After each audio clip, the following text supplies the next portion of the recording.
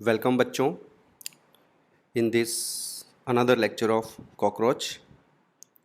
पिछले लेक्चर में हमने कॉकरोच की एक्सटर्नल मॉर्फोलॉजी के बारे में स्टडी की है, उसके बारे में डिस्कशन किया है। और ये देखिए, मैं अब तक आपको बता चुका हूँ कि जो कॉकरोच की बॉडी है उसको हम 3 पार्ट में डिवाइड करते हैं: हेड, थोरैक्स, एब्डोमेन। हेड पर उसमें एंटीना, कंपाउंड आइज, ओसेलस और कुछ माउथ पार्ट्स होते हैं जो हमें यहाँ दिखाई भी दे रहे हैं। कॉकरोच के जो माउथ पार्ट्स हैं उनके नाम हैं लेब्रम, लेबियम, ये दोनों अपर और लोअर लिप हो जाएंगे। और जो साइड्स हैं वहाँ पर मैंडिबल्स और मैक्सिले लगे रहते हैं। ओके, इसके अलावा हमने उसके थोरेसिक रीजन के बारे में डिस्कशन किया। थोरैक्स को 3 पार्ट में डिवाइड करते हैं: प्रोथोरैक्स, मेसोथोरैक्स एंड मेटाथोरैक्स।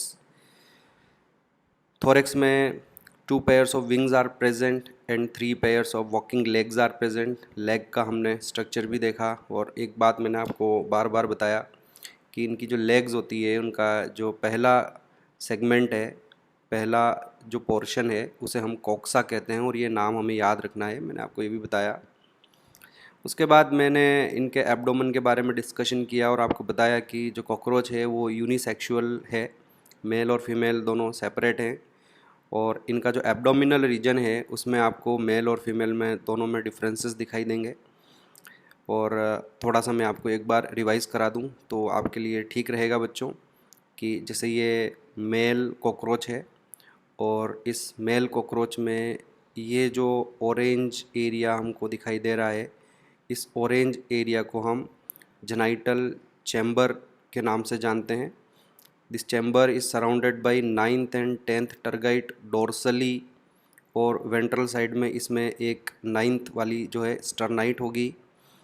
और मैंने आपको बताया कि जो 10th स्टर्नाइट है वो ये देखिए, यहाँ पे एक गोनेपोफाइसिस दिखाई दे रहा है हमें। इस गोनेपोफाइसिस में मॉडिफाई हो जाएगी। What are the 2 structures which open into the genital chamber? तो आपको ध्यान रखना है कि डोर्सली ये एनस यहाँ ओपन हो रही है और वेंट्रली ये जो मेल गोनोपोर है ये दोनों इस जेनाइटल चैम्बर में ओपन होते हैं। अब मैं ये हटा देता हूँ, आगे बढ़ते हैं। अच्छा, ये लेफ़्ट साइड में और देख लें आप कि जो मेल कॉकरोच है उसमें एनल सरकाई के साथ साथ, ये जैसे एनल सरकाई हो गई, येलो कलर से मैं हाईलाइट करने की कोशिश कर रहा हूँ, आप ध्यान दीजिए। एनल सरकाई होते हैं, बट एनल सरकाई के साथ साथ मेल कॉकरोच में ये जो पिंक कलर के यहाँ बना रखे हैं इन्हें हम एनल स्टाइल या कोडल स्टाइल भी कहते हैं, ये भी मेल में प्रेजेंट हैं। Then come to the female cockroach. Female cockroach में जो पीछे की तरफ जेनाइटल पाउच या ब्रूड चैम्बर होता है वो बॉडी के बाहर नहीं है, वो ब्रूड पाउच बॉडी के अंदर है। And it is made up of, एक तो ये 7th स्टर्नाइट हो जाएगी बच्चों, it is made up of 7th sternite along with 8th sternite and ये ऊपर की तरफ 9th स्टर्नाइट मैंने बताया आपको। और इस तरह से पूरा एक ब्रूड पाउच बन जाता है। और इस ब्रूड पाउच में कौन कौन से स्ट्रक्चर्स आकर ओपन हो रहे हैं? तो एक बच्चों ये फीमेल गोनोपोर हो जाएगा, एक ये स्पर्मेथिका की ओपनिंग हो जाएगी, और एक ये ऊपर से ये जो हमें यहाँ दिखाई दे रही है ये जो है कोलेटरल ग्लैंड की ओपनिंग्स है। ये तीनों इस जेनाइटल जो हमारा पाउच है, ब्रूड पाउच है, इसमें आकर ओपन होते हैं। इनके बारे में हम रिप्रोडक्टिव सिस्टम के समय थोड़ा सा और डिस्कशन करेंगे। आगे बढ़ते हैं हम, और अब आज डिस्कशन करेंगे हम कॉकरोच की इंटरनल एनाटॉमी के बारे में। और उसमें हम सबसे पहले शुरुआत करते हैं बच्चों कॉकरोच के डाइजेस्टिव सिस्टम से। तो देखिए, जो कॉकरोच है, एक तो आपको याद रखना है कि ये सब कुछ ही खा लेता है, तो ये ओमनिवोरस एनिमल है। और इसकी जो पूरी एलिमेंट्री कैनाल है, उस पूरी एलिमेंट्री कैनाल को हम 3 पार्ट में डिवाइड करेंगे। एक हो जाएगा फोरगट, एक हो जाएगा मिड गट, और एक हो जाएगा हाइंड गट। तो मैं थोड़ा सा इसका डायग्राम आपको बना के बताऊं कि जैसे ये हमारे पास एक कॉकरोच है, यहाँ पर हम रफ डायग्राम बना लेंगे, सेगमेंट्स अभी मैं नहीं बना रहा हूँ। तो यहाँ तो हम जानते हैं कि नीचे की तरफ इसमें माउथ है, और माउथ के बाद बच्चों एक डक्ट इस तरह से निकलती है यहाँ माउथ से। Mouth is surrounded by mouth parts, you must remember. तो ये जो शुरुआत का पोर्शन है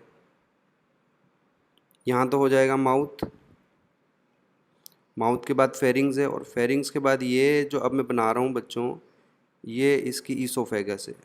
ओके, और ये जो ईसोफेगस है ये आगे जाके एक बड़ा सा इस तरह का पाउच जैसा स्ट्रक्चर बनाती। यहाँ तक हम इसको ईसोफेगस कर लेते हैं, ये ईसोफेगस हो जाएगी।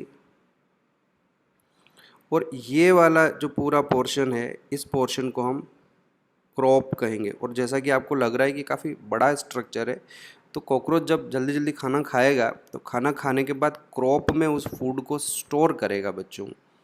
तो फूड जो होगा वो फेरिंग से होके ईसोफेगस से होते हुए सीधा क्रॉप में पहुंचेगा, और क्रॉप में बच्चों यहाँ पे हमें ये एक स्वॉलन स्ट्रक्चर दिखाई देता है। इस स्ट्रक्चर को हम गीजर्ड कहेंगे, और गीजर्ड को हम एक और नाम से जानते हैं, प्रोवेंट्रिकुलस।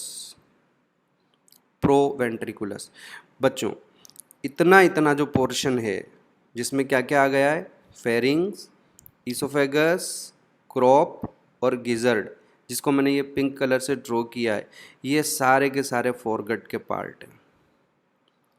तो यहाँ अप टू माउथ से लेकर ये गिजर्ड तक का ये जो पोर्शन है, ये सारा का सारा फोरगट कहलाया जाएगा।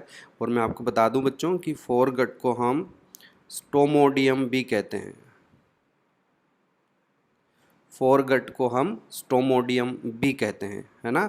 और ये भी ध्यान रखना है कि अप टू स्टोमोडियम जो एम्ब्रियोनिक एक्टोडर्म है उससे डेराइव्ड पार्ट है। नॉर्मली हम जानते हैं कि जो एलिमेंट्री कैनाल है वो एंडोडर्म से डेराइव्ड है, पर इस एलिमेंट्री कैनाल में अप टू स्टोमोडियम का जो पार्ट है it is derived from embryonic ectoderm. समझ गए। और अब बाद का जो हिस्सा होगा एलिमेंट्री कैनाल का, भाई मैंने आपको शुरुआत के जो लेक्चर थे हमारे जिसमें मैंने गैस्ट्रुलेशन और ब्लास्टुला और सब बताया था, और तब मैंने बताया था कि उसमें एक आर्केंटिरोन बनती है। आर्केंटिरोन का ओरिजिन जो था वो एंडोडर्म से था, और मैंने आपको ये भी बताया कि फ्यूचर में यही आर्केंटिरोन जो है वो एलिमेंट्री कैनाल में डेवलप होगी। अब हमें अभी यहाँ इतना ध्यान रखना है, नो डाउट एलिमेंट्री कैनाल आर्केंटिरोन से ही बनेगी। एक डायग्राम भी बना के बता देता हूँ, थोड़ा आपको और अच्छे से याद आ जाएगा। याद कीजिए बच्चों कि ये इस तरह से मैंने आपको बताया कि वो जब गैस्ट्रुलेशन होता है तो ये देखिए,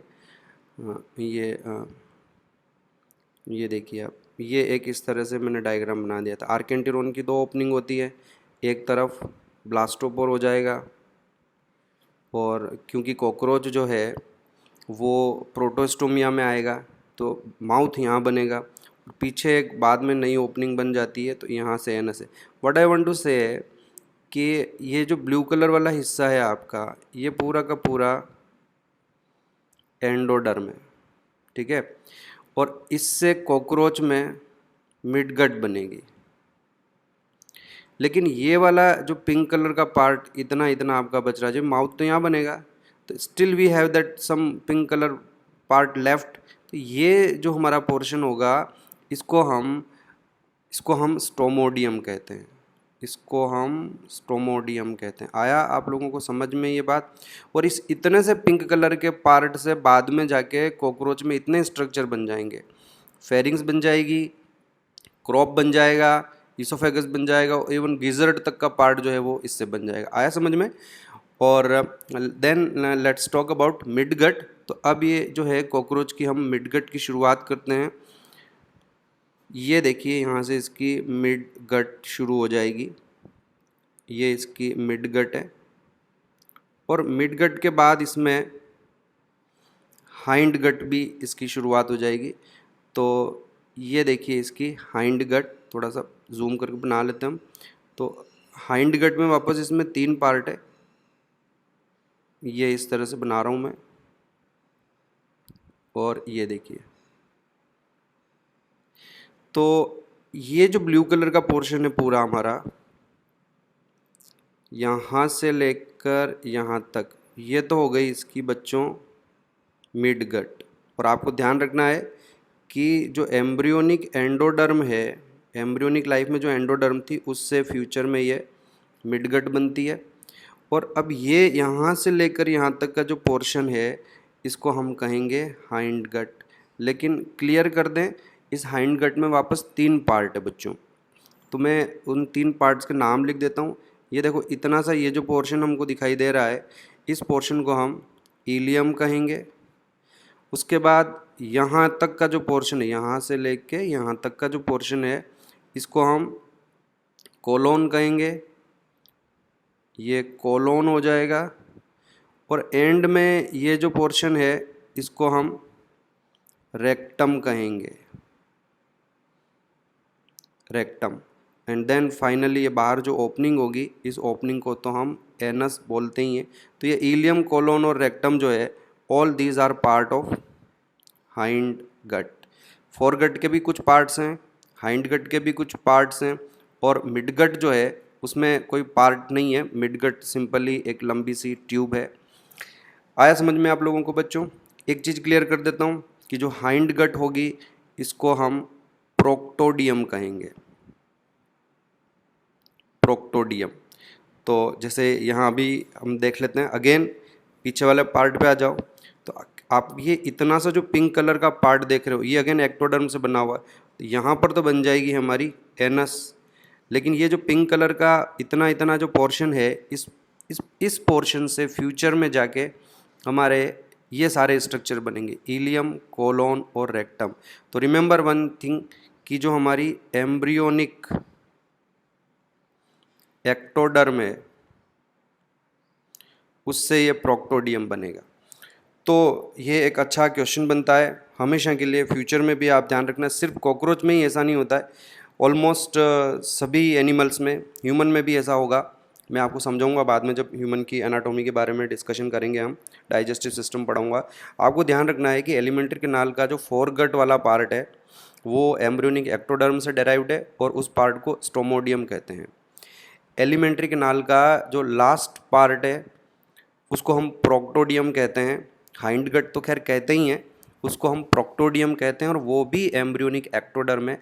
और बीच का जो पोर्शन है जिसे हम मिड गट कहते हैं, यही एक्चुअली एंडोडर्म से डिराइव्ड है, जो आर्केंटिरोन जो थी हमारी। वैसे इस डायग्राम को देखने से भी हमको लग रहा है कि जो आर्केंटिरोन होती है, मैं एक बार इसको हटा देता हूँ, ये देखिए इस लाइन को हटा देता हूँ। हाँ, अब देखिए जो आर्केंटिरोन है वो पूरी ब्लू कलर की दिखाई दे रही है हमें। और ध्यान दें कि आर्केंटिरोन का बिगिनिंग पार्ट, आर्केंटिरोन का जो लास्ट वाला पार्ट है, वो दोनों एक्टोडर्म से बने हुए हैं। और सिर्फ आर्केंटिरोन का बीच वाला जो पोर्शन है, ये वाला जो हमारा पोर्शन है इसका, this part is only made up of endoderm. Okay बच्चों, फिर से इधर आते हैं हम, और थोड़ा सा ध्यान से सुनना कि ये हमको यहाँ पर इसका, इधर तो ये हमारी इसकी फोरगट है और इधर ये इसकी मिडगट है। तो इस फोरगट और मिडगट के जंक्शन पे हमें कुछ स्ट्रक्चर्स दिखाई देते हैं, ब्लाइंड स्ट्रक्चर्स दिखाई देते हैं। तो मैं उनको बनाना चाहूँगा यहाँ। ये देखिए आपके सामने बनाता हूँ मैं। यहाँ देखो, इसको मैं यहाँ से मिटा रहा हूँ और यहाँ हम इसको बना रहे हैं। और अब ये देखिए आप, यहाँ पर इस तरह के कुछ ट्यूब्स दिखाई देती है हमको, जिनका काउंट 6 से लेकर 8 तक हो सकता है। तो ये कुछ इधर बना दूँ मैं, कुछ इधर बना दूँ मैं, और ये इसमें जाके खुल रहे हैं। अभी मैंने यहाँ 4 ही बनाए, पर आप इनका काउंट जो है वो 6 to 8 समझ लेना। ये जो स्ट्रक्चर्स हैं बच्चों मैंने बनाए हैं, अब यहाँ पर देखिए आप, इनको हम हिपेटिक सीके, या फिर हम इन्हें गैस्ट्रिक सीके, या फिर हम इन्हें एंटेरिक सीके कहते हैं। डायग्राम में कितने दिखाई दे रहे हैं? 4। काउंट कितना होता है इनका? 6 से लेकर 8 तक हो सकता है, 6 to 8 होंगे ये। हिपेटिक सीके, गैस्ट्रिक सीके या एंटेरिक सीके कहते हैं। बच्चों ये जो सीके हैं ये कुछ डाइजेस्टिव एंजाइम्स बनाते हैं, और वो जो डाइजेस्टिव एंजाइम्स होंगे वो यहाँ बनेंगे, और यहाँ बन के वो डाइजेस्टिव एंजाइम्स यहाँ आ जाएंगे, इधर मिडगट में चले जाएंगे। आया समझ में आप लोगों को? तो ये इस तरह से what is the role of gastric caeca, what is the role of this hepatic caeca, तो बता दीजिएगा आप कि their main function is the secretion of, their main function is secretion of digestive enzymes. समझ में आया आप लोगों को?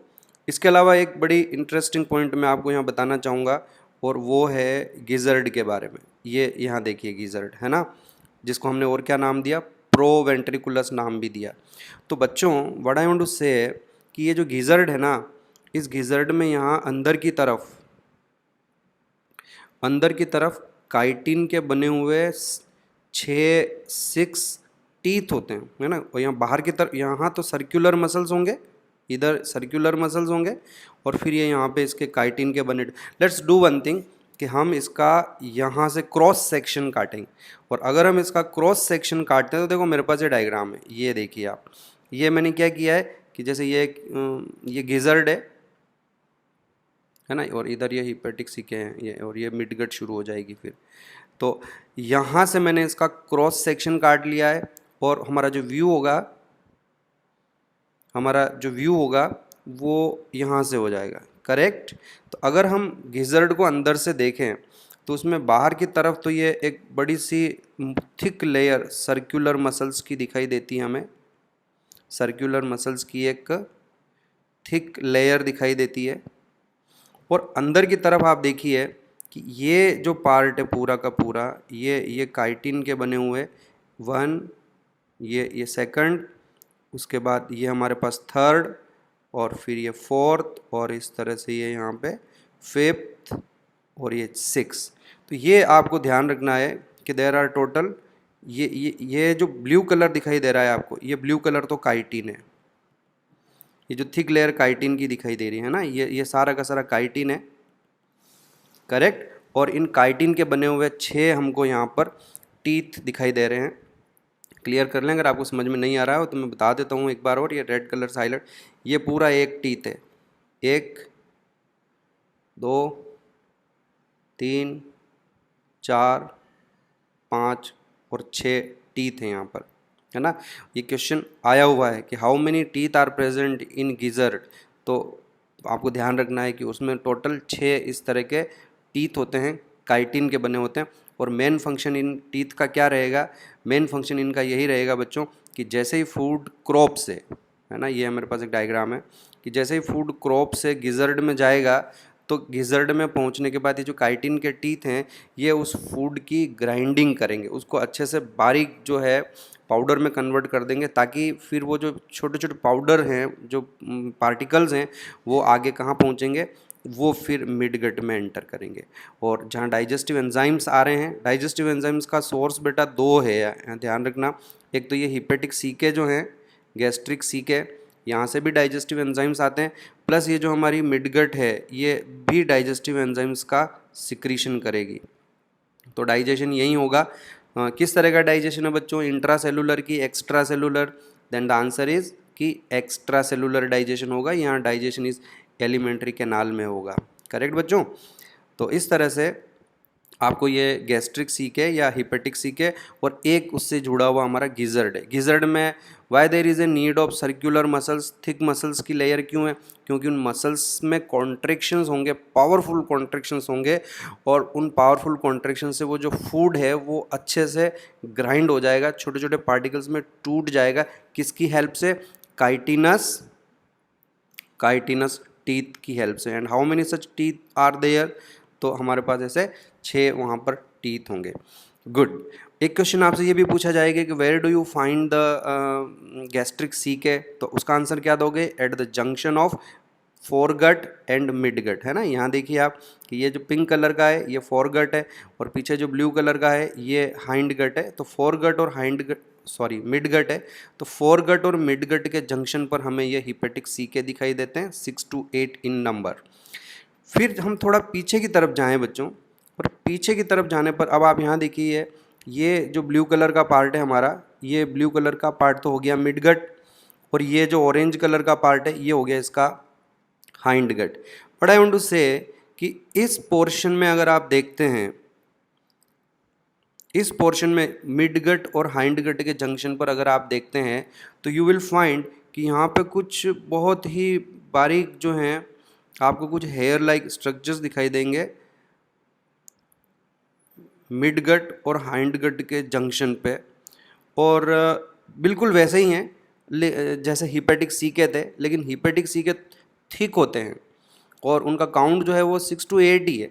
और ये जो हमारे पास स्ट्रक्चर्स हैं बच्चों, इन स्ट्रक्चर्स को हम मेलपिगियन ट्यूब्यूल कहेंगे। और आपको ये ध्यान रखना है कि मेलपिगियन ट्यूब्यूल भले ही एलिमेंट्री कैनाल से जुड़े हुए हैं but they do not play any role in digestion. वो बेसिकली एक्सक्रीटरी स्ट्रक्चर्स हैं मेलपिगियन ट्यूब्यूल्स। काउंट कितना है उनका? 100 to 150 Malpighian tubules are present at the junction of mid gut and hind gut. मैं एक्सप्लेन करूंगा मेलपिगियन ट्यूब्यूल्स को बाद में जब मैं इनका एक्सक्रीटरी सिस्टम आपको पढ़ाऊंगा, लेकिन क्योंकि हम एलिमेंट्री कैनाल का डायग्राम बना रहे हैं तो एलिमेंट्री कैनाल के डायग्राम में हमें मेलपिगियन ट्यूब्यूल्स शो तो करने ही पड़ते हैं क्योंकि वो उसी से जुड़े हुए हैं, उसके साथ अटैच्ड हैं। अच्छा, एक चीज़ और बताओ बच्चों मुझे कि ये हमने जो डायग्राम बनाया है, इस डायग्राम में ये जो हमारा पोर्शन है जहाँ मैं ये कुछ डॉट्स बना रहा हूँ, थोड़े से बड़े बना देता हूँ, ये देखिए, can you tell me what is that part?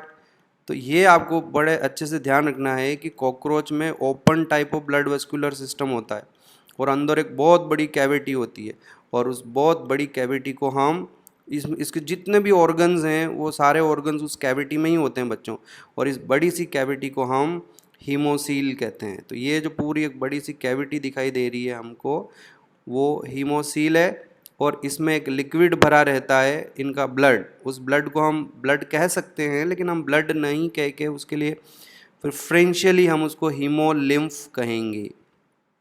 तो haemocoel is filled with haemolymph. तो ये सारा जो लिक्विड है वो हीमोलिम्फ है। अभी थोड़ी देर में हम इसके ब्लड वेस्कुलर सिस्टम के बारे में भी बात करेंगे। ठीक है बच्चों, तो लेट्स सी कि हमने जो आपके लिए नोट्स बनाए हैं उसमें क्या क्या लिखा हुआ है उसको एक बार रीड कर लेते हैं।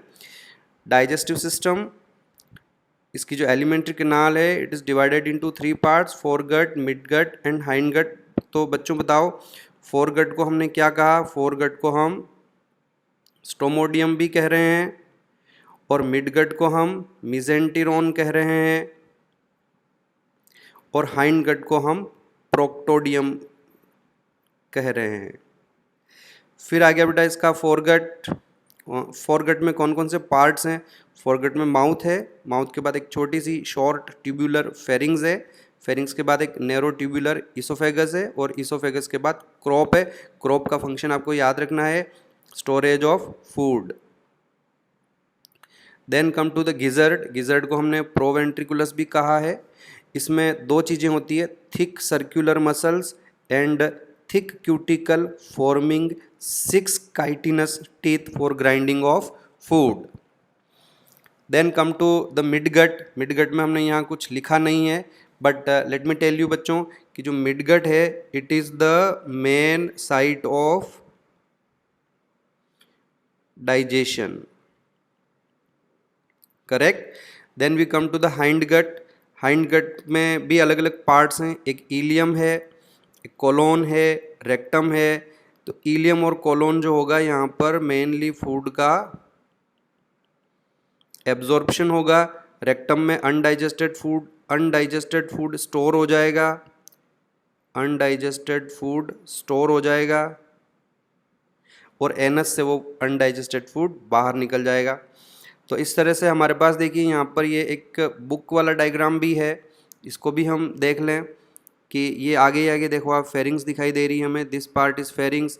फेरिंग्स के बाद थोड़ा सा ये इन्होंने ईसोफेगस ले लिया है, और ईसोफेगस के बाद ये जो पूरा पार्ट है ये हमारा क्रॉप का हो जाएगा।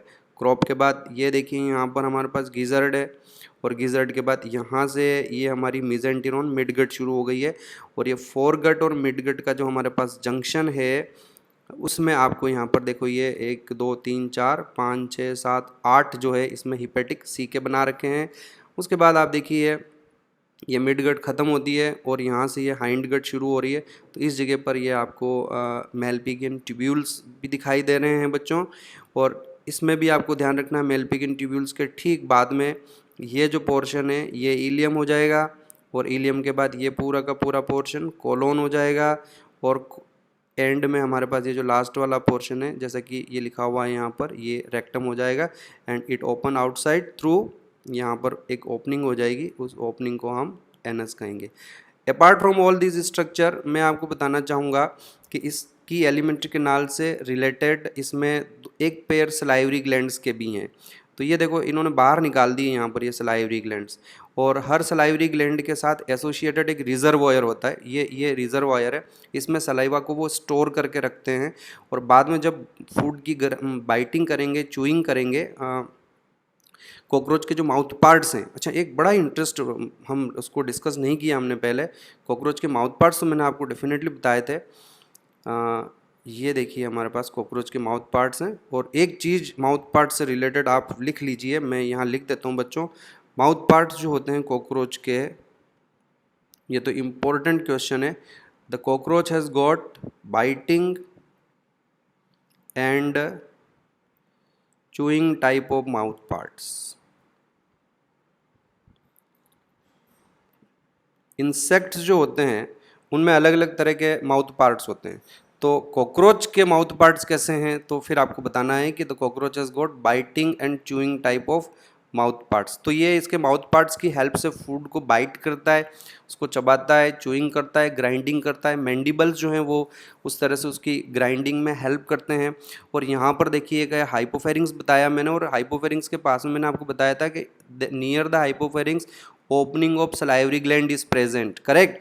तो जब ये अपने माउथ पार्ट्स की हेल्प से फूड को बाइट करेगा, उसको च्यू करेगा और उसको ग्राइंड करेगा, तो ये जो सलाइवरी ग्लैंड्स हैं यहाँ से सलाइवा वहाँ हाइपोफेरिंग्स में जाके रिलीज हो जाएगी, then the food will get mix with the saliva, correct. और आपको बता देता हूँ कि जो सलाइवरी ग्लैंड्स होती है, इनमें जो सलाइवा होगा, उस सलाइवा से जो मेन एंजाइम है वो, उसका नाम मैं आपको बता देता हूँ, एंजाइम प्रेजेंट इन सलाइवा।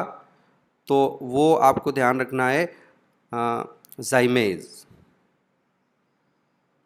जो कि मेनली स्टार्च का डाइजेशन करेगा।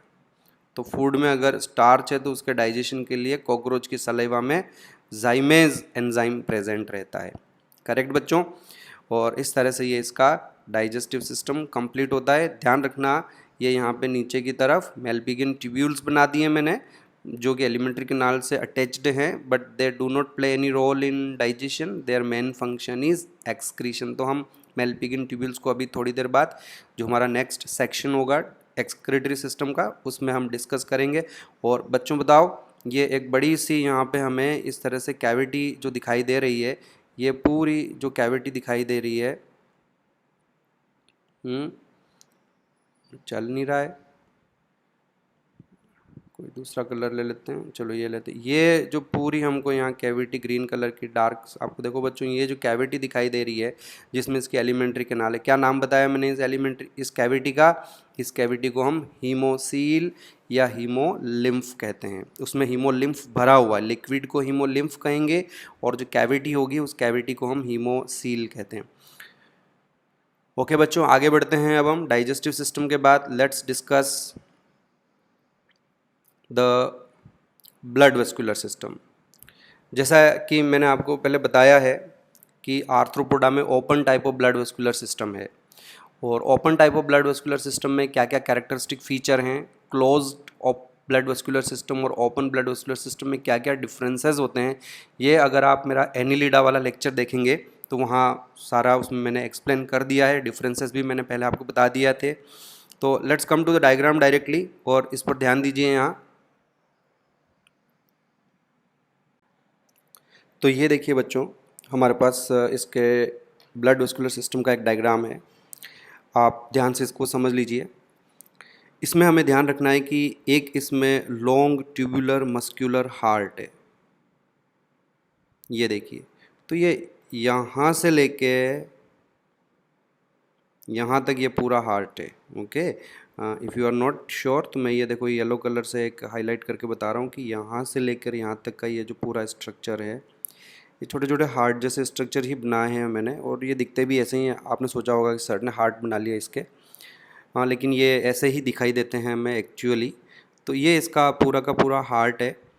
तो इसकी जो लोकेशन है वो आपको ध्यान रखना है, वो मिड डोर्सल है। हम जानते हैं ये जो नीचे वाली साइड होती है इसको हम वेंट्रल साइड कहते हैं, और ऊपर वाली ये जो साइड होती है इसको हम डोर्सल साइड कहते हैं। तो जो हार्ट की लोकेशन है वो मिड डोर्सल है, मीन्स एक तो डोर्सल साइड में है और डोर्सल साइड में भी बिल्कुल बीच में। हमारे पास देखो एक और डायग्राम है यहाँ पर, जिसका इसमें हम ऊपर से देख रहे हैं, कॉकरोच को टॉप से देख रहे हैं। तो अगर हम टॉप से देखते हैं तो ये हमको सेंटर में इसका पूरा का पूरा इस तरह से हार्ट दिखाई देता है। तो ये इसकी जो है लोकेशन हो गई, मिड डोर्सल हार्ट है। And the heart is divided into 13 chambers. ये आपको ध्यान रखना है that the heart is divided into 13 chambers. अब मैंने पता नहीं यहाँ कितने चैम्बर बनाए हैं, लेकिन लेट्स काउंट कि 1 2 3 4 5 6 7 8 9 10 11 12 13। चलो, तो हमने ये यहाँ पर 13 इस तरह के चैम्बर्स बनाए हैं। और हर चैम्बर जो है उसका शेप कैसा है बच्चों, तो आप ये देखिए, मैंने एक थोड़ा नीचे अलग से और डायग्राम बनाया है, ये रहा मेरे पास। तो ये हमारे पास पूरा का पूरा एक हार्ट है इस तरह से, और आपको दिख रहा होगा कि ये फनल जैसा इसका शेप है। तो हमें ये ध्यान रखना है कि there are 13 chambers and these are funnel shaped chambers हैं। 13 चैम्बर कॉकरोच के हार्ट में होता है।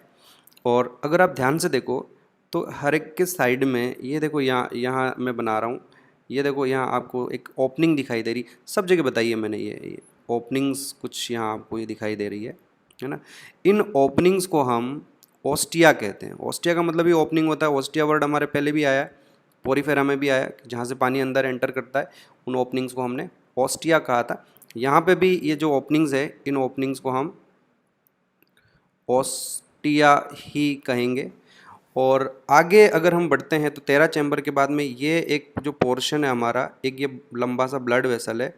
इस ब्लड वेसल को हम एंटीरियर एओर्टा कहते हैं। तो इस ब्लड वेसल को हम एंटीरियर एओर्टा कहते हैं। अब तक हमने क्या क्या देखा? अब तक हमने देखा कि कॉकरोच के ब्लड वेस्कुलर सिस्टम में एक हार्ट है, मिड डोर्सल उसकी लोकेशन है। The heart is divided into 13 chambers, funnel shaped chamber है, और हर चैम्बर के साइड्स में दोनों तरफ 2 ओपनिंग्स हैं, और उन ओपनिंग को हम ओस्टिया कहते हैं। ओके बच्चों, एक पार्ट हमारा ये कंप्लीट होता है। अब दूसरे पार्ट पर ध्यान दीजिए कि ये जो हमारा पूरा एरिया है, ये जो पूरा जहाँ मैं ये इस तरह से बना रहा हूँ, अभी थोड़ी देर पहले भी मैंने आपको बताया कि इस बड़ी सी कैविटी को हम हीमोसील कहते हैं। इस बड़ी सी कैविटी को हम हीमोसील कहते हैं। तो ये जो बड़ी कैविटी है ये इसकी हीमोसील हो जाएगी, और आपको ध्यान रखना है that it is filled with haemolymph. It is filled with haemolymph. और ये जो इनका हीमोलिम्फ है यही इक्विवेलेंट टू ब्लड है बच्चों, है ना। कलरलेस होता है, इसमें कोई कलर नहीं है। और एक चीज़ मैं आपको यहाँ बता देता हूँ कि इसमें बड़े बड़े से ये इस तरह के बना रहा हूँ मैं, ये देखिए आप। इसके बारे में, हीमोलिम्फ के बारे में थोड़ी देर बाद हम और डिस्कशन करेंगे। ये सब जगह इस तरह से इसका जो हीमोलिम्फ होता है उसमें कुछ वाइट कलर के टिश्यूज़ होते हैं। उन टिश्यूज़ को हम फैट बॉडीज़ कहते हैं। करेक्ट बच्चों, फैट बॉडीज़ कहते हैं हम इनको। पढ़ाऊँगा मैं आपको फैट बॉडीज़ के बारे में भी, लेकिन एक तो यहाँ ये क्लियर हो जाए हमारे लिए फैट बॉडीज़ होते कहाँ हैं। तो फैट बॉडीज़ जो है वो हीमोलिम्फ में सस्पेंडेड रहती है। अच्छा, इसकी बॉडी में जितने भी ऑर्गन्स हैं, चाहे वो एलिमेंट्री कैनाल हो, चाहे इसका रिप्रोडक्टिव सिस्टम हो, male reproductive system, female reproductive system से रिलेटेड जितने भी, रेस्पिरेटरी सिस्टम से रिलेटेड जितने भी स्ट्रक्चर्स हैं, वो सारे स्ट्रक्चर्स इसी कैविटी में होंगे, इसी हीमोसील में। And all organs of the body, all systems of the body, they literally bathe into this haemolymph, है ना। इसमें डूबे रहते हैं, उसमें सबमर्ज्ड रहते हैं। सिमिलरली आगे अगर अपन हेड की तरफ आएँ तो इस हेड वाले पार्ट में भी एक, इसमें सारा इसका ईसोफेगस, फेरिंग्स वगैरह वो तो है ही, इसका नर्वस सिस्टम भी होगा। लेकिन बच्चों यहाँ पर भी एक बड़ी सी ओपन कैविटी है, और उसको हम हेड साइनस कहते हैं। हेड साइनस कहते हैं। इधर पीछे आ जाएं और ये जो हमारी बड़ी सी कैविटी है हीमोसील है, अगर आप ध्यान देते हैं बच्चों तो मैं आपको बताऊं कि इसमें यहाँ दो पार्टीशन बन रहे हैं। देखो एक ये बनाया ब्लैक कलर से, मैंने ये पार्टीशन बना रखा है, और एक ये नीचे की तरफ भी पार्टीशन बना रखा है, करेक्ट। तो हमारे पास एक ये पार्टीशन हो गया बच्चों, और एक ये वाला partition. There are two partitions. अब मैं हटा देता हूँ इन पार्टीशंस को, ब्लैक कलर से बना रखे हैं मैंने पहले से, आपको अच्छे से पता चलना चाहिए। इन पार्टीशंस को हम नाम देते हैं। इस ऊपर वाले पार्टीशन को हम डोर्सल डायफ्राम कहते हैं, ओके। और ये जो नीचे वाला पार्टीशन है इसको हम वेंट्रल डायफ्राम कहते हैं। तो इस तरह से हमारे पास यहाँ दो डायफ्राम हो गए, एक डोर्सल डायफ्राम और एक वेंट्रल डायफ्राम। अच्छा, आपको ये भी दिखना चाहिए कि इन डायफ्राम में इस तरह से ये पोर्स हैं, यानी कि ये जो पार्टीशंस हैं ये कंप्लीट पार्टीशंस नहीं है, इनमें छोटे छोटे छेद भी हैं, तो वो आपको ये पोर्स समझ में आएंगे। ये देखिए ये सारे इनके बीच में पार्टीशंस में क्या बने हुए हैं, यहाँ पर कुछ छेद बने हुए हैं। तो ध्यान रखना है कि दिस पार्टीशंस, ये जो डायफ्राम्स हैं दोनों, ये परफोरेटेड है ना, इनमें ओपनिंग्स बनी हुई। But because of the presence of this two diaphragms, जो हमारी हीमोसील है वो 3 चैम्बर्स में डिवाइड हो गई। समझ में आया आपको कि एक हमारे पास ये ऊपर वाला चैम्बर बनता है, ये वाला चैम्बर, ठीक, और दूसरा हमारे पास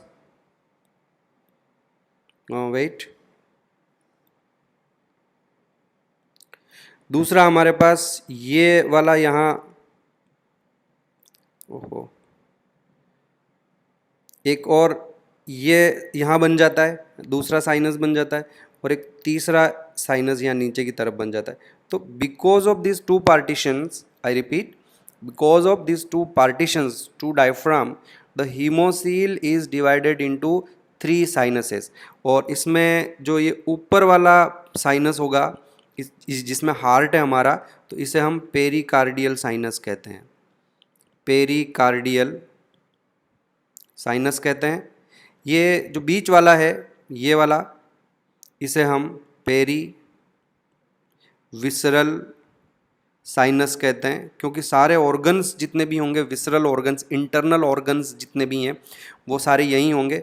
और ये जो सबसे नीचे वाला साइनस जो चैम्बर बनता है हमारा, इसे हम पेरी न्यूरल साइनस कहते हैं, पेरी न्यूरल साइनस। तो द एंटायर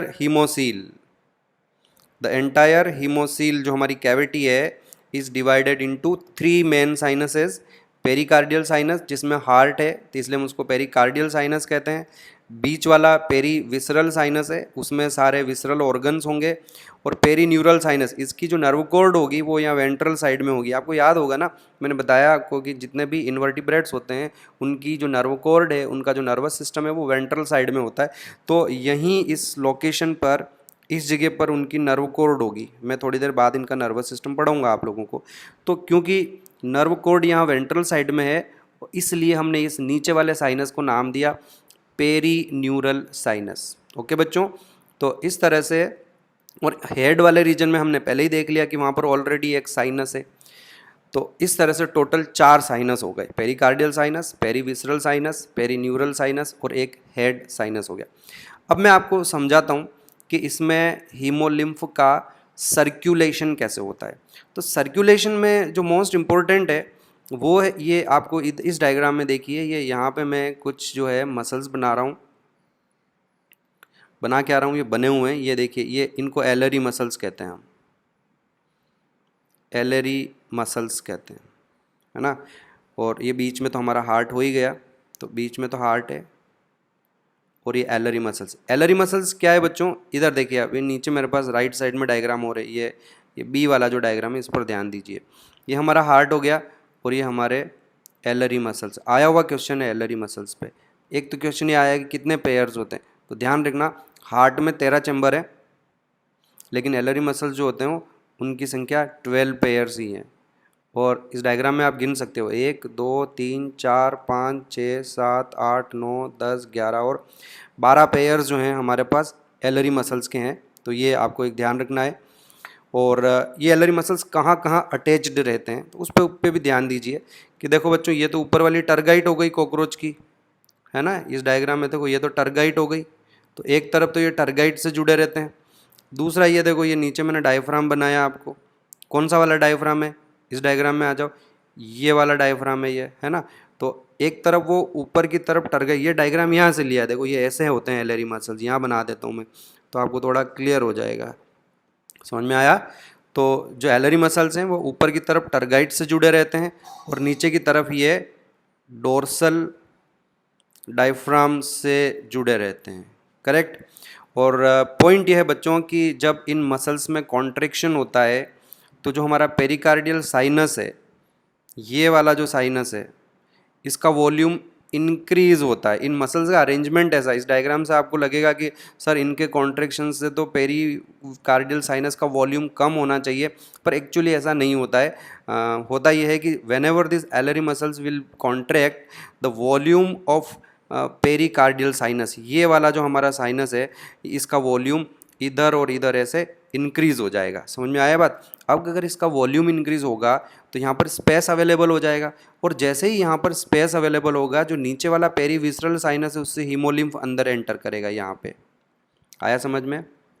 आई रिपीट, क्या स्टेप है, सबसे पहले contraction of alary muscles, contraction of alary muscles होगा तो पेरीकार्डियल साइनस का वॉल्यूम इंक्रीज होगा, वॉल्यूम इंक्रीज होगा तो स्पेस अवेलेबल होगा, और स्पेस अवेलेबल होगा तो नीचे की तरफ, ठीक नीचे की तरफ जो पेरीविसरल साइनस है वहाँ से हीमोलिम्फ डोर्सल डायफ्राम के जो पोर्स हैं उन पोर्स में से होकर ऊपर की तरफ यहाँ पेरिकार्डियल साइनस में आ जाएगा। तो नाउ यूर हीमोलिम्फ जो है वो यहाँ आ गया। उसके बाद ये मसल्स जो हैं वो रिलैक्स होंगे। अब मसल्स रिलैक्स होंगे तो यहाँ का जो पेरिकार्डियल साइनस का जो वॉल्यूम होगा वो कम होने लगेगा, और उसके ऊपर जो लिक्विड है उस लिक्विड पर प्रेशर पड़ेगा, तो ऐसे में वो लिक्विड इन ऑस्टिया से होके अंदर चला जाएगा। आया समझ में आपको। और इन ऑस्टिया के यहाँ पे भी मैं आपको बता देता हूँ कि वॉल्व्स होते हैं, तो ऐसे में जो लिक्विड होगा, जो हीमोलिम्फ होगा, वो बाहर से अंदर आ जाएगा लेकिन अंदर से वापस बाहर नहीं जाएगा। तो दैट इज़ वन पार्ट।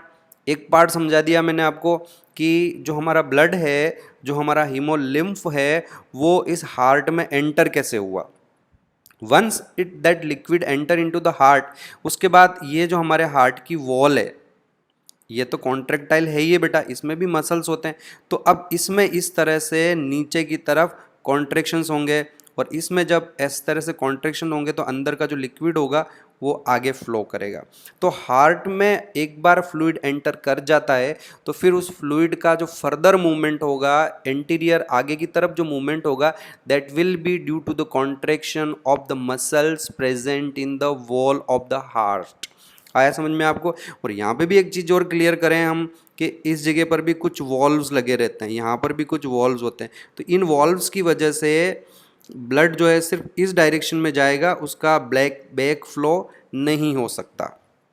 आया समझ में आप लोगों को, क्लियर हो गया। तो ये क्वेश्चन आपको ध्यान रखना है कि what is the role of alary muscles. तो the alary muscles help in circulation of blood, in circulation of haemolymph.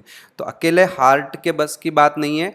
Heart से तो क्या होगा कि जो ब्लड हार्ट में आ जाएगा इन ऑस्टिया के थ्रू, उसको आगे पंप करने का जो फंक्शन होगा वो हार्ट के मसल्स करेंगे, उनकी वॉल में जो मसल्स होंगे। लेकिन ब्लड को हार्ट के अंदर एंटर कौन से मसल्स के थ्रू कराया जाएगा? ब्लड को हार्ट के अंदर एंटर जो करवाना होगा वो एलरी मसल्स के थ्रू होगा। ओके, अब आगे चलते हैं। तो इस तरह से ये लगातार पल्सेशन होता रहेगा। और मैंने तो कॉकरोच की हार्ट बीट भी बताई है आपको। ये देखो मैंने यहाँ लिखा है कि कॉकरोच का जो हार्ट है वो 49 टाइम्स पर मिनट, एक बार में वो 49 टाइम्स इस तरह से बीट करेगा। और जिस तरह से वो बीट करता रहेगा, तो देखिए मैं यहाँ रेड कलर ले लेता हूँ, और जो ब्लड है वो धीरे धीरे धीरे इस तरह से आगे, पीछे से आगे की तरफ बढ़ेगा और ब्लड यहाँ पहुँच जाएगा, यानी उनका हीमोलिम्फ हेड साइनस में आ जाएगा। और हेड साइनस में आने के बाद वो हीमोलिम्फ ऐसे रोटेट करता है। और क्योंकि इस जगह पर हमारी फेरिंग्स होती है, फेरिंग्स और ईसोफेगस है, यहाँ से इस तरह से फेरिंग्स और ईसोफेगस जा रहा है, तो ब्लड जो होगा वो इस पेरीविसरल साइनस में नहीं जाएगा और फिर वो पेरीन्यूरल साइनस में जाएगा। और एक बार ये ब्लड पेरीन्यूरल साइनस में आ गया तो फिर यहाँ से पेरीविसरल साइनस में, और once it enter into the perivisceral sinus, फिर मैंने आपको बता ही दिया कि एलरी मसल्स की हेल्प से ये पेरीविसरल साइनस से पेरिकार्डियल साइनस में जाएगा और पेरिकार्डियल साइनस से ये हार्ट में एंटर करेगा थ्रू द ऑस्टिया, और एक बार हार्ट में एंटर करेगा तो हार्ट के जो मसल्स हैं वो इसको आगे के डायरेक्शन में, वो इसको इस तरफ आगे की ओर पंप करेंगे। आया समझ में बच्चों आप लोगों को? तो है ये इंटरेस्टिंग, बड़ा मज़ेदार कि ओपन ब्लड वेस्कुलर सिस्टम होते हुए भी इनमें ब्लड का, हीमोलिम्फ का सर्कुलेशन तो होता ही है। ये ध्यान रखना है आपको, चाहे वो क्लोज ब्लड वेस्कुलर सिस्टम हो चाहे ओपन ब्लड वेस्कुलर सिस्टम हो, circulation of blood is a common characteristic in both the systems. चलिए बच्चों, अब ये तो मैंने आपको समझा दिया कि हार्ट का क्या रोल है और एलरी मसल्स का क्या रोल है और ब्लड का सर्कुलेशन कैसे होता है। But let's talk about their blood, है ना। तो थोड़ा सा इनके ब्लड के बारे में भी बात कर देते हैं। जैसा कि मैंने अभी आपको बताया कि इनका जो ब्लड होगा उसको हम ब्लड ना कह के उसे हम हीमोलिम्फ कहते हैं।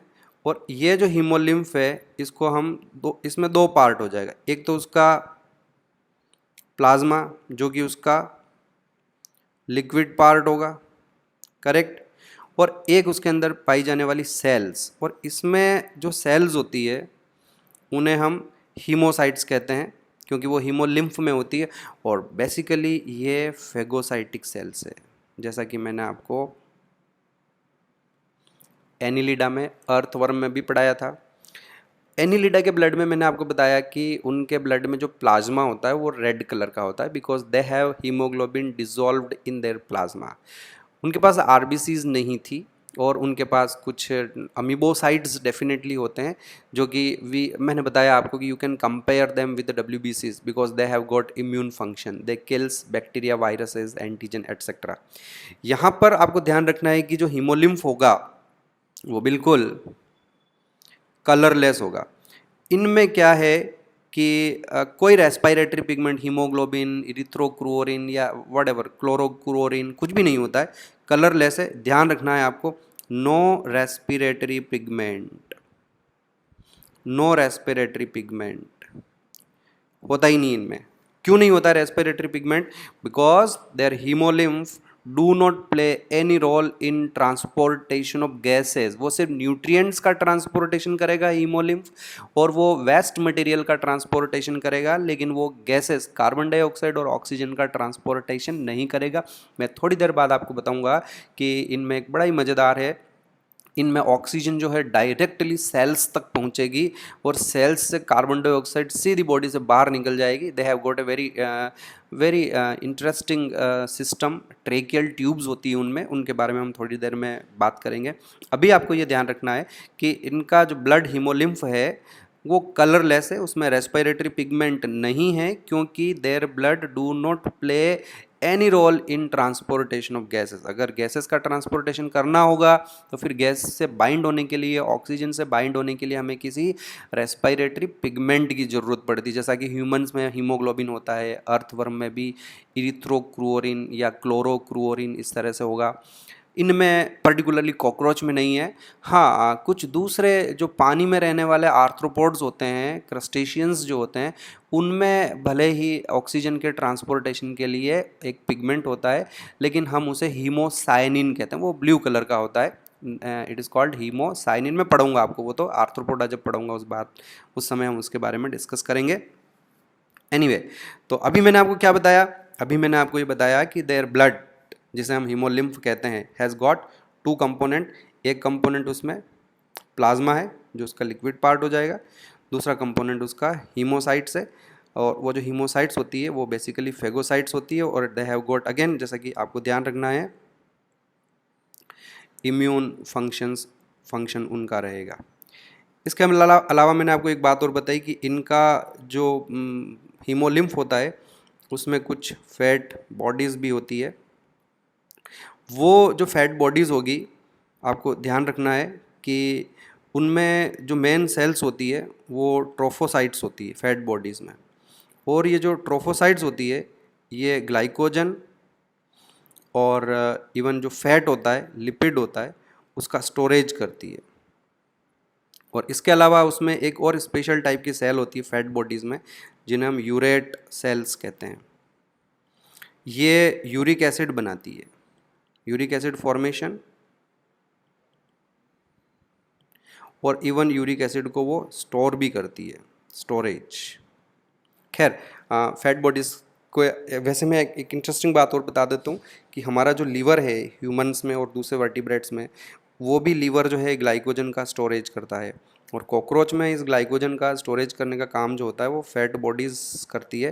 तो एक क्वेश्चन ये आ सकता है कि फैट बॉडीज़ आर, तो यहाँ आप ध्यान रखें, analogous to vertebrate liver. What you mean by analogous? बेटा ऐसे ऑर्गन्स, ऐसे स्ट्रक्चर्स जिनका ओरिजिन सेम नहीं हो लेकिन फंक्शन सेम हो।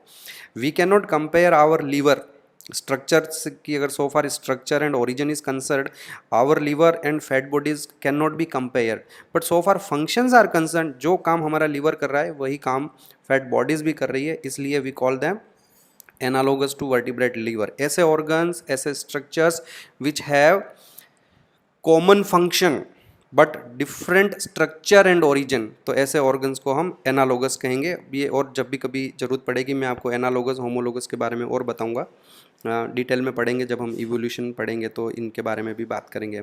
चलिए अब हम एक बार देख लें कि हमने जो है ब्लड वेस्कुलर सिस्टम के बारे में जो नोट्स बनाए हैं वहाँ क्या क्या लिखा है।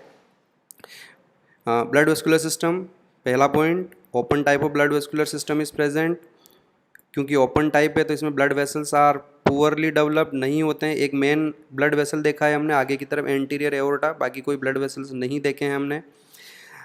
And I repeat, blood vessels are poorly developed and open into open space called haemolymph. ये स्पेस को हीमोलिम्फ नहीं कहेंगे, स्पेस को तो हम हीमोसील कहेंगे, तो ये आप इसको करेक्ट कर दें।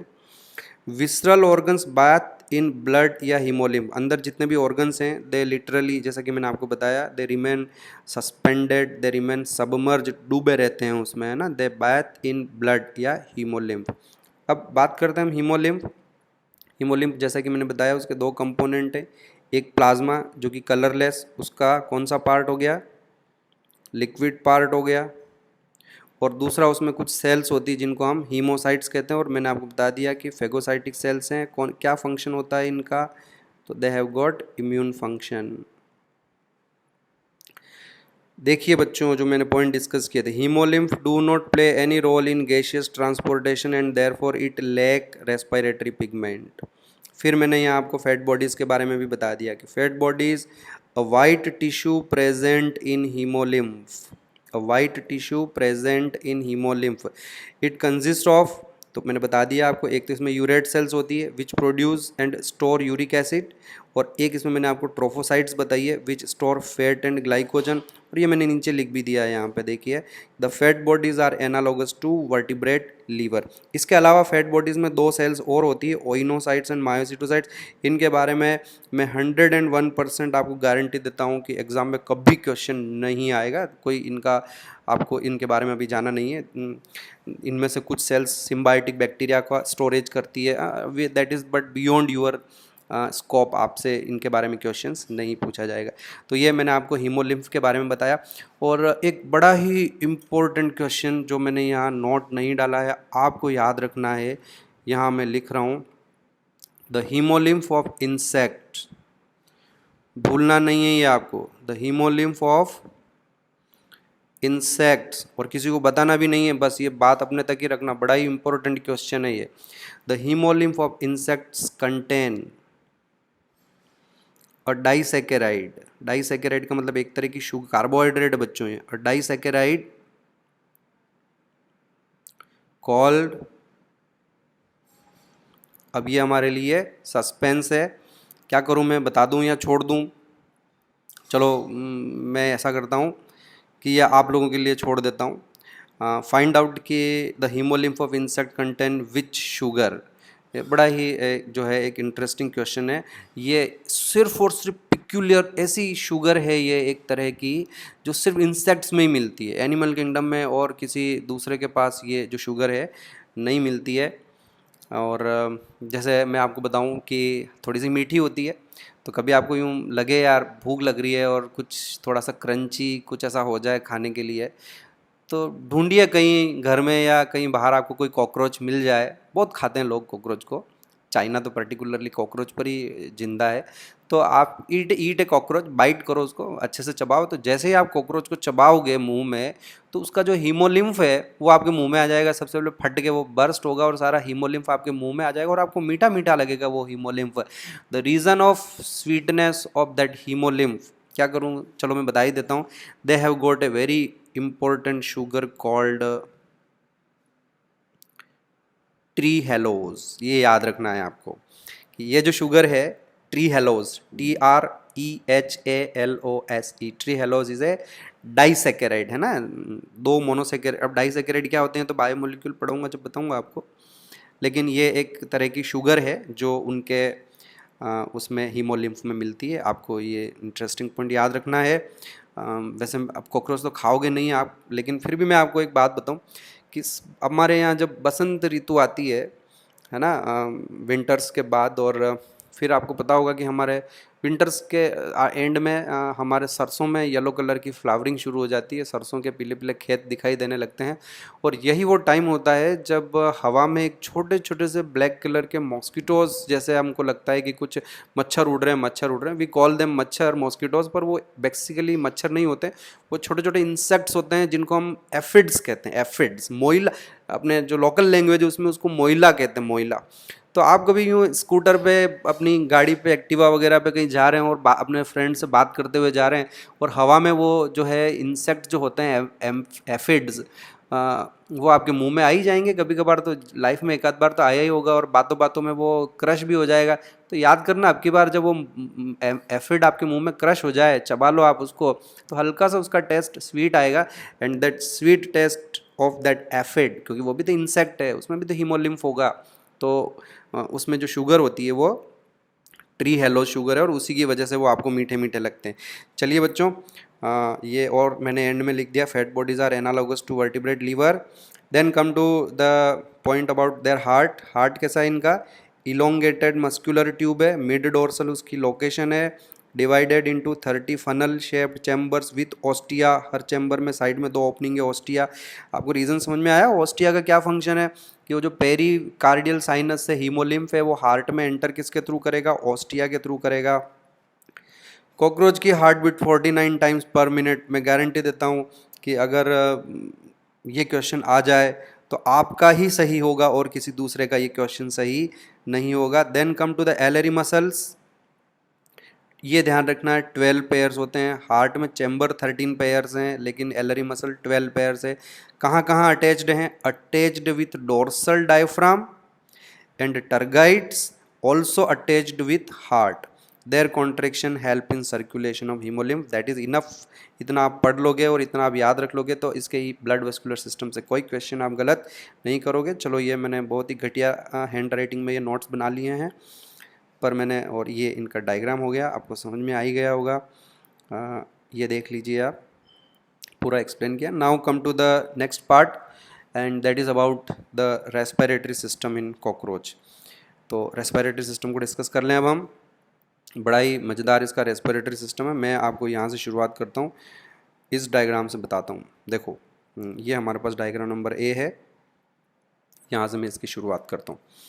तो बच्चों, ऐसा है कि कॉकरोच के ये प्रोथोरेक्स और मीजोथोरेक्स का जो जंक्शन है, यहाँ पे 2 छोटे छोटे ओपनिंग्स हैं। छोटी सी इस तरह की 2, आपको आसानी से दिखाई नहीं देगी। और उसके बाद जो मीजोथोरेक्स और मेटाथोरेक्स है, वहाँ पे भी यहाँ लेटरल साइड में 2 ऐसी ओपनिंग है, ठीक। उसके बाद एब्डोमिनल सेगमेंट में ऐसी 8 ओपनिंग्स और है, 1 2 3 4 5 6 7 8, 8 इधर है और 8 ही इस तरफ से इधर है। ये जो ओपनिंग्स मैंने यहाँ बनाई हैं बच्चों, इन ओपनिंग्स को हम स्पाइरेकल कहते हैं। इन ओपनिंग को हम स्पाइरेकल कहते हैं, करेक्ट। तो इनमें से किसी एक ओपनिंग को ये मान लीजिए कि ये स्पाइरेकल है।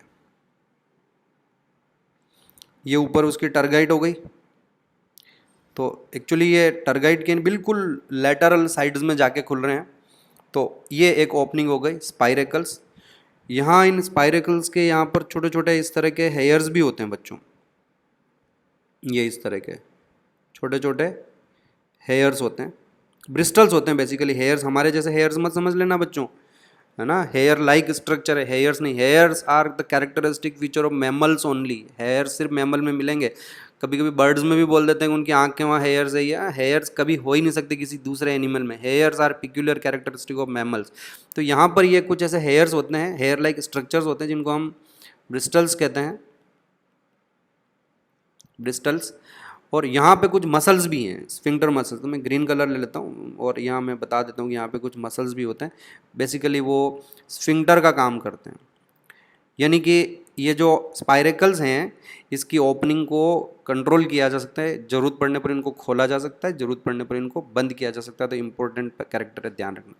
यहाँ से एयर जो है वो अंदर जाएगी, हवा जो है वो अंदर जाएगी। Air will enter into the body through these spiracles. Okay बच्चों, और how many such spiracles are there? तो टोटल 10 पेयर्स है। 2 पेयर थोरेक्स में है और 8 पेयर्स एब्डोमेन में है, ठीक है। उसके बाद ये जो अंदर आपको ट्यूब दिखाई दे रही है,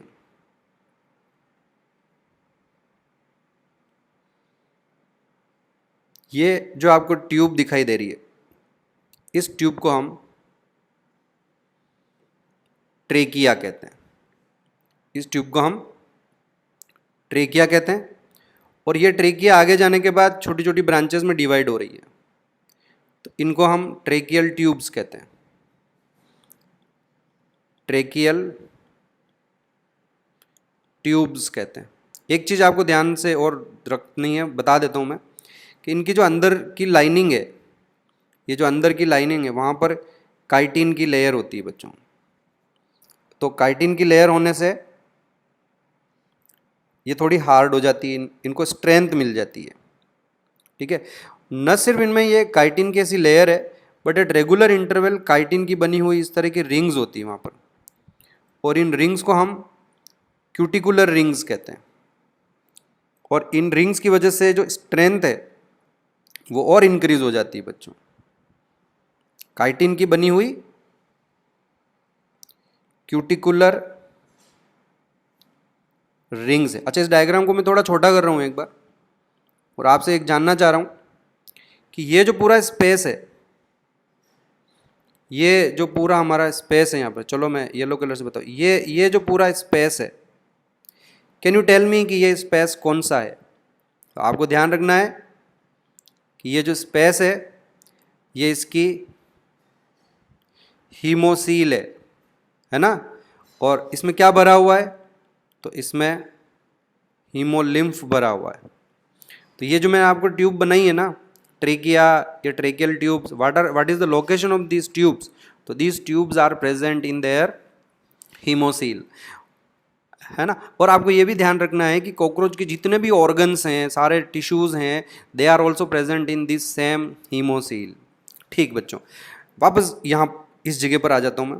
तो हमने देखा कि जो बड़ी बड़ी ट्यूब्स थी उनको तो हमने ट्रेकिया कहा, उनकी जो ब्रांचेस थी उनको हमने ट्रेकियल ट्यूब्स कहा। और आपको ध्यान रखना है कि they are internally supported by tracheal cuticular rings, है ना। तो ये जो both the structures supported by, इनको सपोर्ट कौन दे रहा है, स्ट्रेंथ कौन दे रहा है?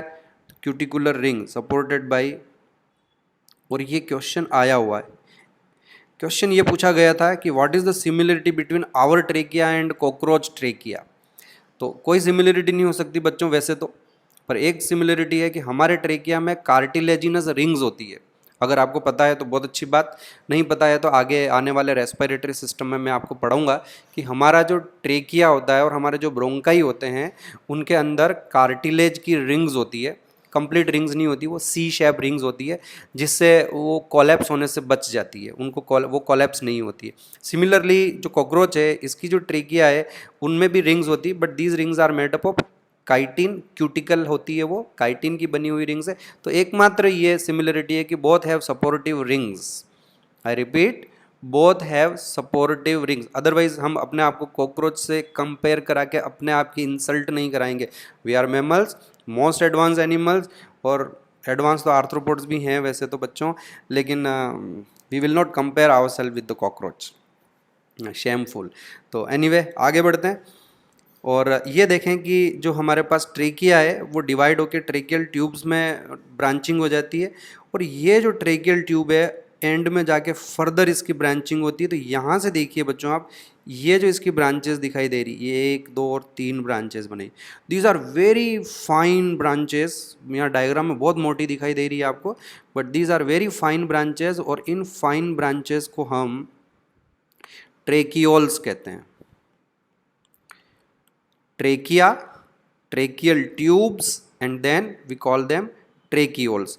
अब ये ट्रेकियोल्स इतनी फाइन है बच्चों, और ये पर्टिकुलरली एक सेल के अंदर है। अब तक तो क्या है कि यहाँ सेल्स थी, इस तरफ यहाँ सेल्स है, और उनकी वजह से वो ट्यूब्स बन रही है। आया समझ में आप लोगों को बच्चों, है ना, और ये ट्यूब बनी हुई है।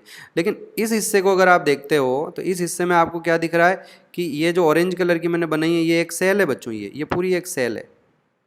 ये देखिए, ये एक पूरी सेल है, और ये इसका साइटोप्लाज्म है, ये सारा इसका साइटोप्लाज्म है, और ये इसका न्यूक्लियस है। और ये जो ट्यूब आपको यहाँ दिखाई दे रही है ना, ये वाली जो ट्यूब दिखाई दे रही है आपको, this tubes are basically intracellular tubes हैं, और जिनको हमने क्या नाम दिया, ट्रेकियोल्स। अगर आप इनको ध्यान से देखो, ये हटा देता हूँ मैं, मेरे को ये इनके अंदर का स्पेस खाली करना है जो मैंने ग्रीन ग्रीन बना दिया है बच्चों, ठीक है।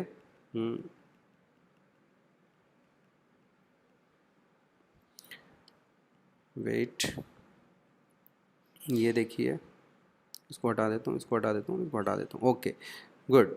तो ये हमारे पास ट्रेक्यूल्स हो गई। इसमें आपको एक बात याद रखना है कि जो ट्रेक्यूल्स होती है वो इंट्रासेलुलर है, मतलब सेल के अंदर की ट्यूब है वो, और इससे पहले, और यहाँ पे वो क्यूटिकुलर रिंग्स भी नहीं होगी, अब जरूरत नहीं है यहाँ पर सपोर्ट की, ऑलरेडी इतनी फाइन होती है कि इनकी कॉलेप्स होने के चांसेस नहीं होते हैं, और ये बाहर एक सेल है।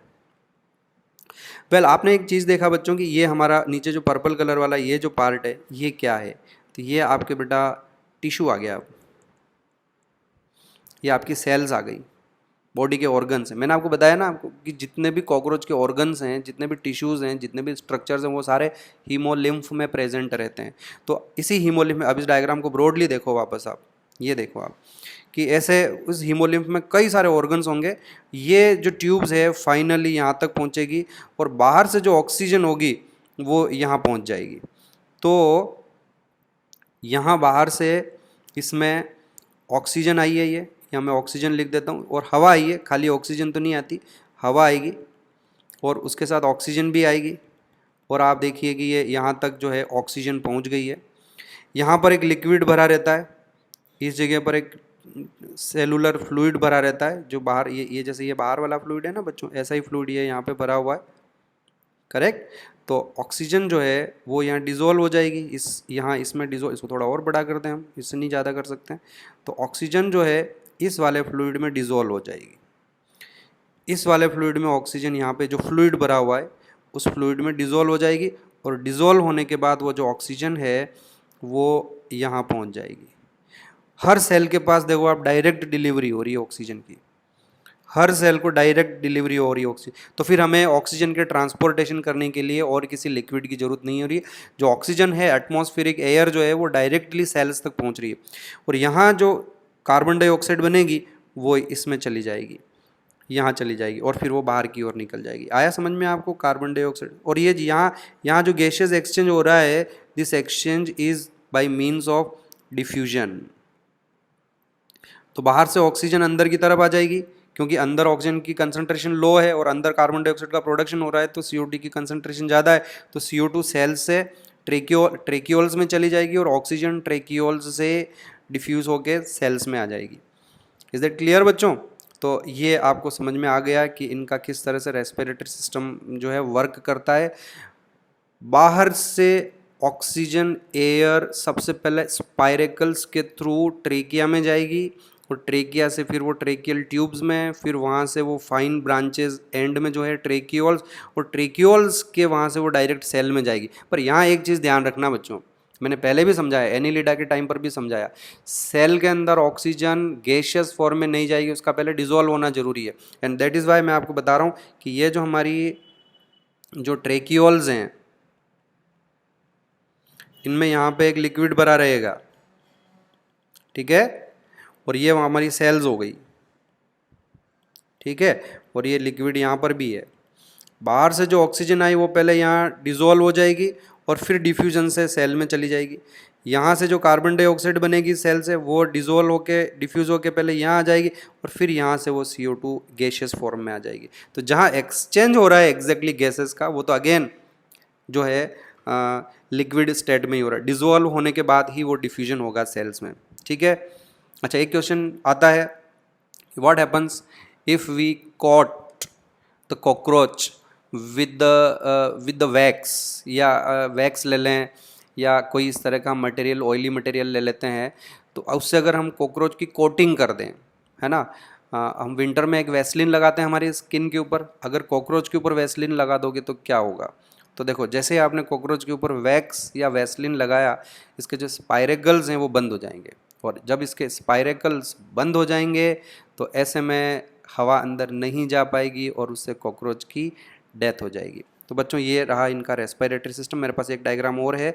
इस डायग्राम में मैंने आपको ये बताने की कोशिश करी है कि जो ट्रेक्यूल्स हैं उनका नेटवर्क अंदर कितना कॉम्प्लिकेटेड। देखो, यहाँ तो स्पाइरेकल्स हैं, ये इनके, दीज आर द स्पाइरेकल्स, और ये सारे के सारे स्पाइरेकल्स हो गए, है ना बेटा। 10 पेयर्स ऑफ स्पाइरेकल से ध्यान रखना, 2 तो हमारे पास थोरेक्स में हैं और 8 पेयर्स जो होंगे वो एब्डोमेन में है। और हर स्पाइरेकल के यहाँ पर ये भी याद रखना कि आपको वॉल्व है, वहाँ पे कुछ हेयर लाइक स्ट्रक्चर्स भी बताए, तो वो डस्ट को अंदर जाने से रोकेंगे। और अंदर ये हमारी डिफरेंट ये नेटवर्क, आपको पूरा ट्रेकियल ट्यूब्स का कॉम्प्लिकेटेड नेटवर्क दिखाई दे रहा है, क्योंकि मैंने तो यहाँ इसमें ज़्यादा कॉम्प्लिकेटेड बनाया नहीं, सीधा बता दिया आपको। बट यहाँ ये डायग्राम सिर्फ आपके इसलिए रखा है मैंने, ताकि आपको पता चले कि how much elaborated and complicated network of tracheal tubes is present in the haemocoel of cockroach. और दूसरे इंसेक्ट्स में, जितने भी एरियल इंसेक्ट्स हैं, हवा में रहने वाले टेरेस्ट्रियल इंसेक्ट्स हैं, उन सब में रेस्पिरेटरी सिस्टम जो होगा वो इसी तरह का ट्रेकियल ट्यूब से होगा। हाँ, जो पानी में होते हैं आर्थ्रोपोड्स, उनमें गिल्स पाए जाएंगे। पढ़ूंगा मैं आपको आर्थ्रोपोडा के, अभी जनरल कैरेक्टर सारा पढ़ना बाकी है, मैं वो हम उस पॉइंट पर जरूर डेफिनेटली आगे जाके डिस्कशन करेंगे। एक चीज़ और जो मैं आपको लास्ट में जाते जाते बताना चाहूँगा कि इसमें हवा बाहर से अंदर आती और जाती कैसे, इन द सेंस ब्रीदिंग कैसे होती है।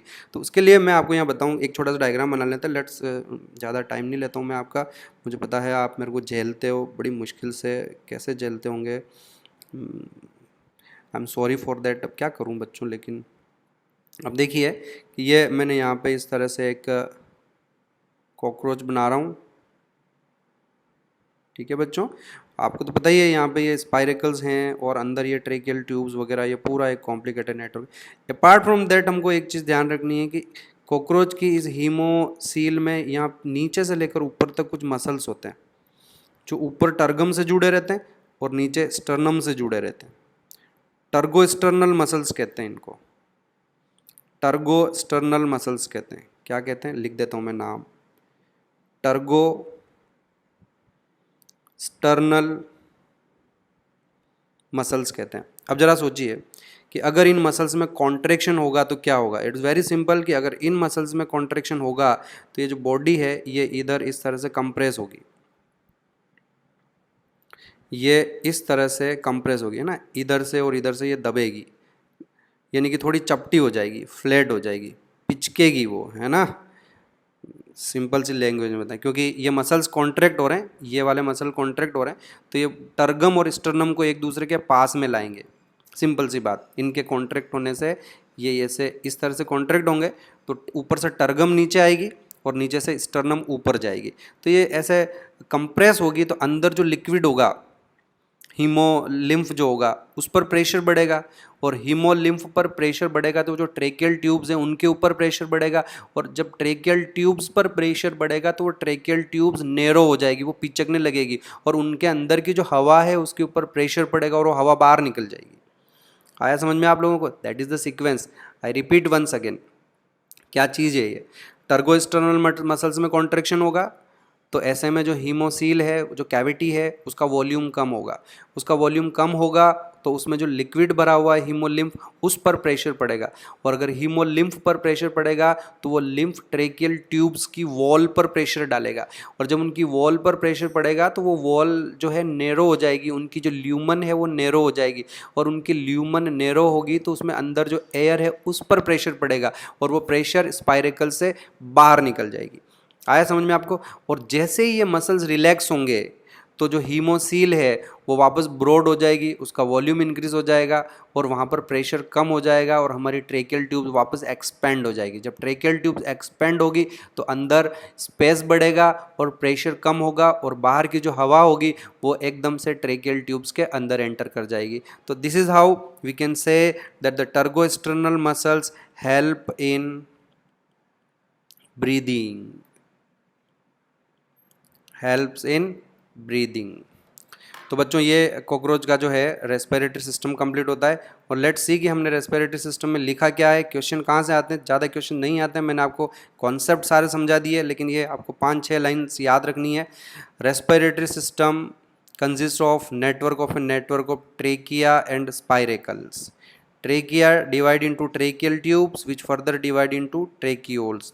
There are 10 pairs of spiracles regulated by sphincters, मतलब उनको खोला जा सकता है, बंद किया जा सकता है, कॉकरोच के कंट्रोल में है। 2 पेयर स्पाइरेकल्स थोरेक्स में है, 8 पेयर्स एब्डोमन में है, and the breathing is assisted by tergosternal muscles. तो बच्चों अभी आज हम इतना ही करते हैं। रेस्पिरेटरी सिस्टम पढ़ाया मैंने आपको, ब्लड वेस्कुलर सिस्टम पढ़ाया, डाइजेस्टिव सिस्टम पढ़ाया। अगला जो हमारा लेक्चर होगा उसमें हम एक्सक्रीटरी सिस्टम के बारे में डिस्कशन करेंगे, और एक लास्ट जो फिर हमारा इसका नर्वस सिस्टम और रिप्रोडक्टिव सिस्टम के बारे में डिस्कशन करेंगे। आज के लिए इतना ही। Thank you very much.